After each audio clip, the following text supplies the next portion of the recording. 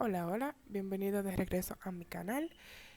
En el día de hoy les comentaré sobre una de las urgencias gastrointestinales, bueno, varias, donde abarca lo que es la vesícula biliar y tracto biliar.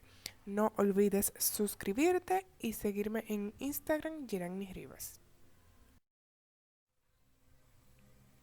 Dentro de la enfermedad biliar tenemos lo que es la colelitiasis, la cual es la presencia de cálculos biliares en la vesícula biliar. La coledocolitiasis es la presencia de cálculos biliares en el conducto biliar. La colecistitis es la inflamación de la vesícula biliar, pero la cual es más habitual debido a un cálculo biliar impactado en el conducto cístico.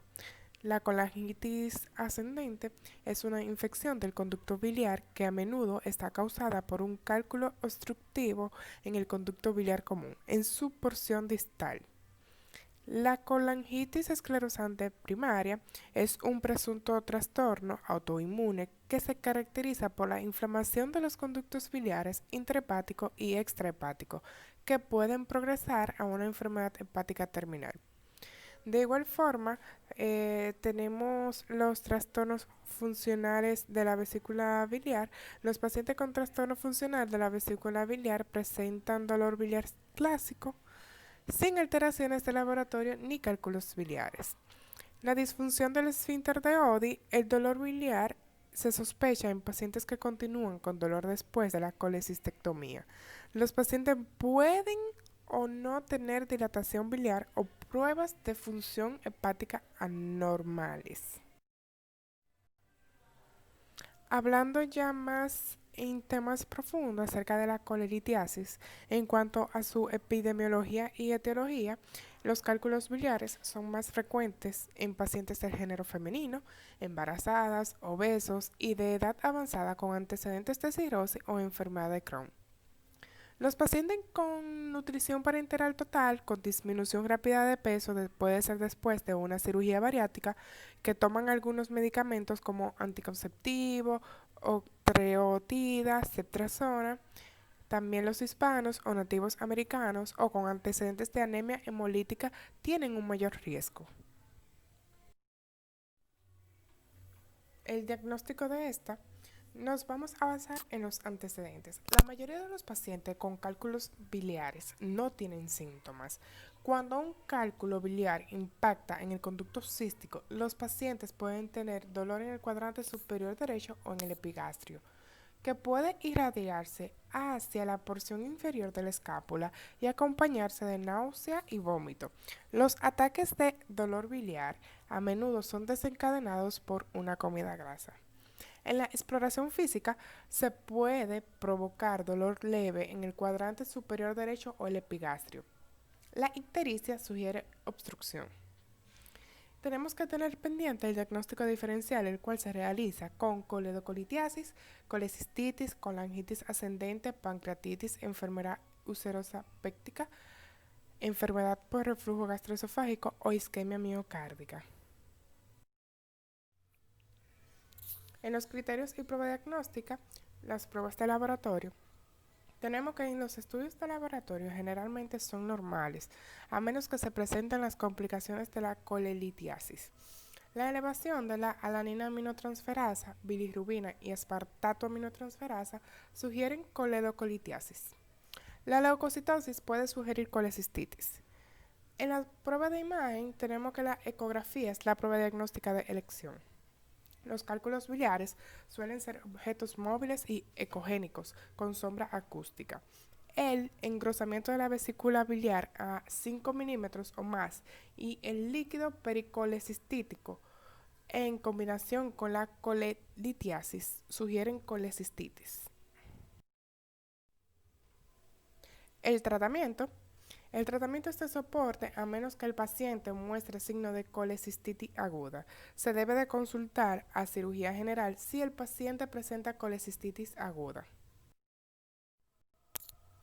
Dentro de las complicaciones tenemos colecistitis aguda, coledocolitiasis, colangitis ascendente, pancreatitis por cálculos biliares, en el cual la migración del cálculo biliar hacia el conducto biliar común en el páncreas es una de las causas principales de pancreatitis aguda. El hilio por cálculos biliares. Los cálculos biliares grandes pueden erosionar la pared de la vesícula biliar hacia el intestino delgado y causar obstrucción intestinal.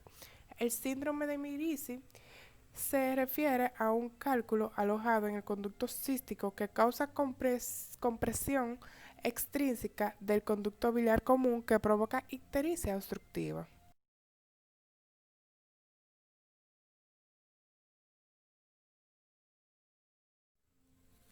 En la coledocolitiasis tenemos una clasificación.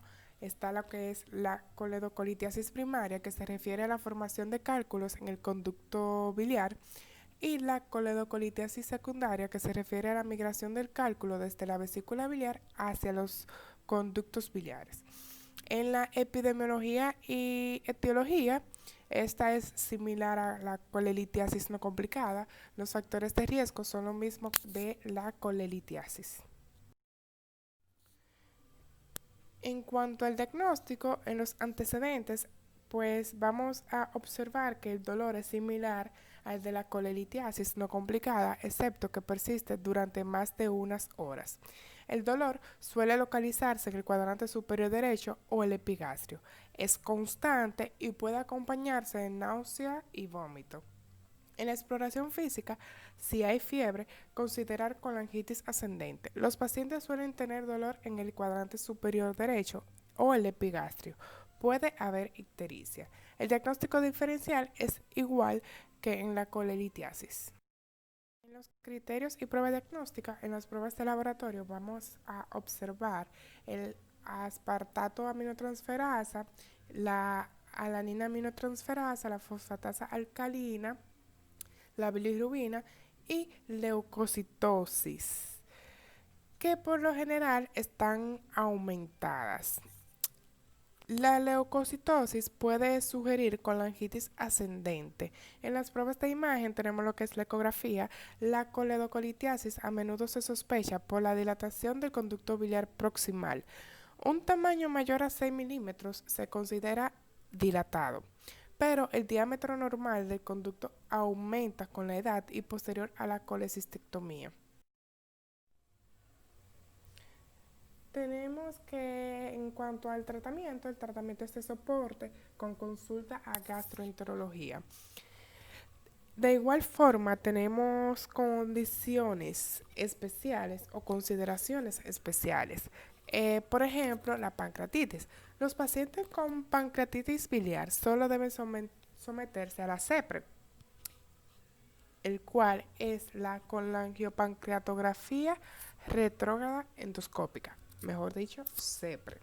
Si se observa un cálculo obstructivo en las pruebas de imagen y hay evidencia de obstrucción biliar persistente, por ejemplo, aumento de la bilirrubina, transaminasas, etc., colangitis como fiebre y sepsis o deterioro clínico, tenemos un seguimiento. Los pacientes deben de ser hospitalados o hospitalizados. Si se sospecha colangitis ascendente, deben administrarse antibióticos de amplio espectro y consultar con un gastroenterólogo. De igual forma, tenemos complicaciones como pancreatitis ya mencionada, colangitis ascendente, hemofilia, fuga biliar o lesión del conducto biliar.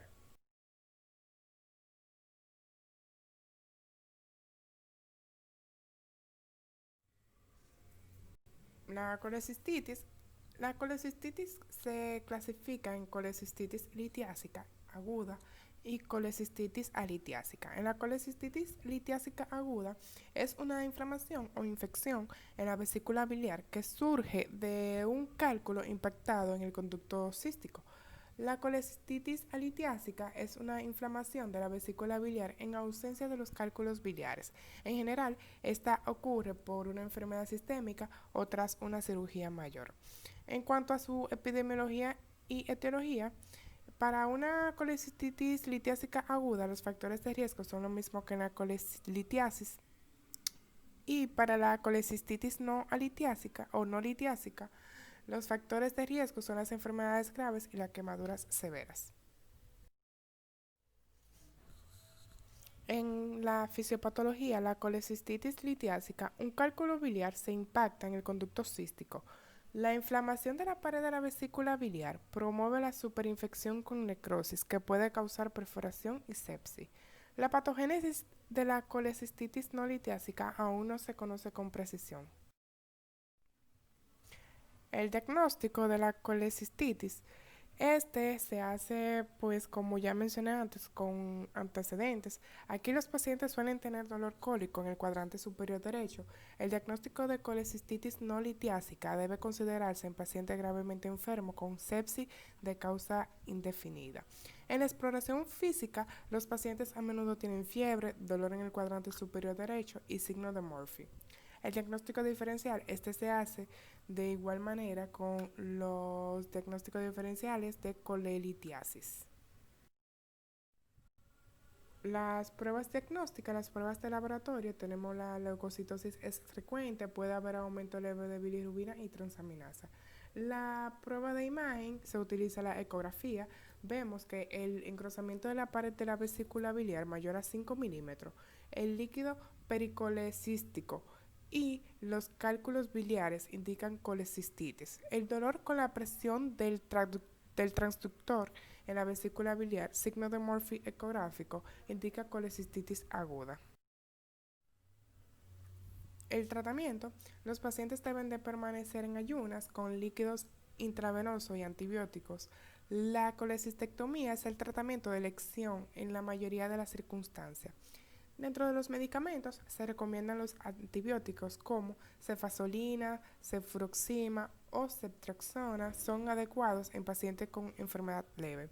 En los pacientes con una enfermedad grave o con alto riesgo de complicaciones como edad avanzada o inmunosupresión, es necesario administrar carbapenem, piperaciclina con taxabactam o metronidazol en combinación con fluoroquinolona o cefipima.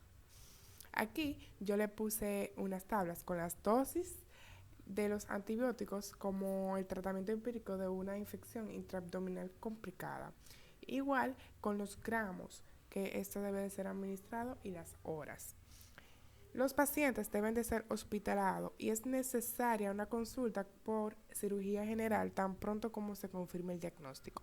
Dentro de las complicaciones tenemos la gangrena en la vesícula biliar, colecistitis enfisematosa, perforación de la vesícula biliar.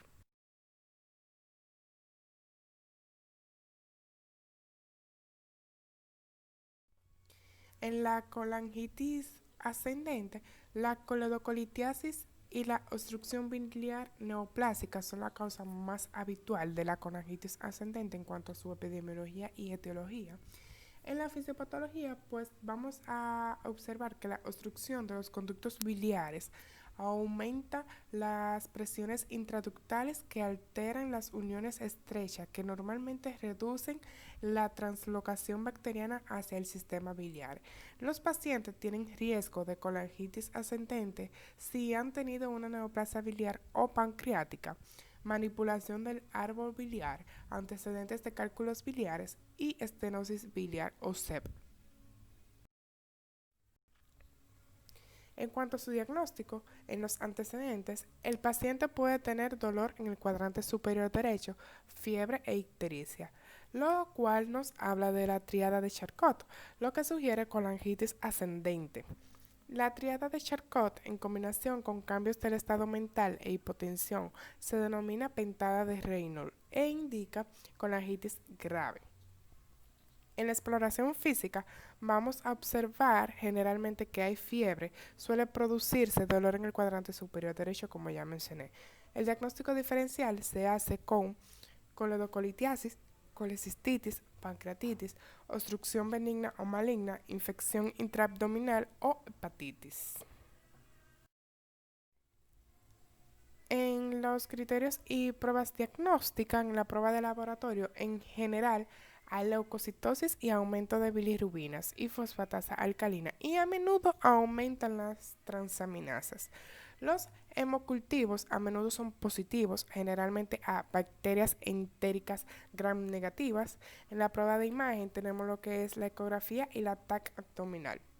En la ecografía vamos a observar el cuadrante superior derecho que puede revelar dilatación ductal o conductos o cálculos, perdón, en el conducto biliar común.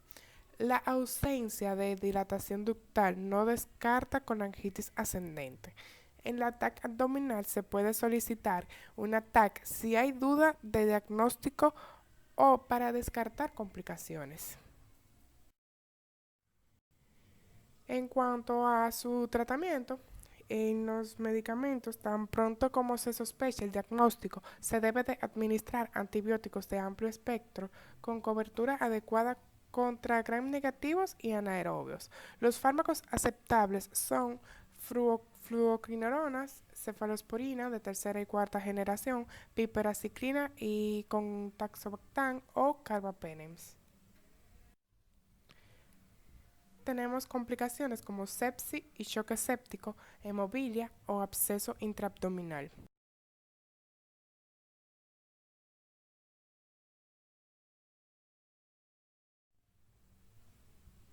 En la colangitis esclerosante primaria, en cuanto a su epidemiología y etiología, tenemos que la enfermedad es más habitual en hombres con edad promedio de 40 años en el momento de su diagnóstico. La fisiopatología, la inflamación causa fibrosis de los conductos intra y extrahepáticos. El proceso es focal y causa dilatación del conducto biliar proximal a la estenosis, lo que confiere la clásica apariencia en cadena de cuentas en la colangiografía. En el diagnóstico tenemos los antecedentes. Los pacientes pueden presentar prurito, ictericia y fatiga. El prurito puede ser debilitante y suele empeorar por la noche y con agua caliente. Puede causar escoriaciones. En la exploración física puede haber ictericia. El prurito intratable da lugar a escoriaciones. Los pacientes en etapas avanzadas pueden mostrar signos de enfermedad hepática avanzada como ascitis, eritema palmar, angiomas en araña. El diagnóstico diferencial se debe de realizar con colangiosarcoma, colangiocarcinoma, quiste del colédoco, coledocolitiasis, colangitis ascendente o colangiopatía porcida. En las pruebas de laboratorio tenemos la bilirrubina y la fosfatasa alcalina generalmente van a estar elevadas, igual que la transaminasa. En el tratamiento, el trasplante hepático es el único tratamiento curativo, aunque la CEP puede presentarse nuevamente. El tratamiento de soportes adecuado puede aliviar los síntomas. Tenemos que también los pacientes con sospecha de CEP deben ser hospitalizados y derivados al gastroenterólogo. En las complicaciones vamos a observar un desarrollo de una estenosis dominante que causa obstrucción, colangitis ascendente o cirrosis y sus complicaciones. Muchas gracias por observar este video. Espero y te haya gustado y comprendido. No olvides darle like y suscribirte.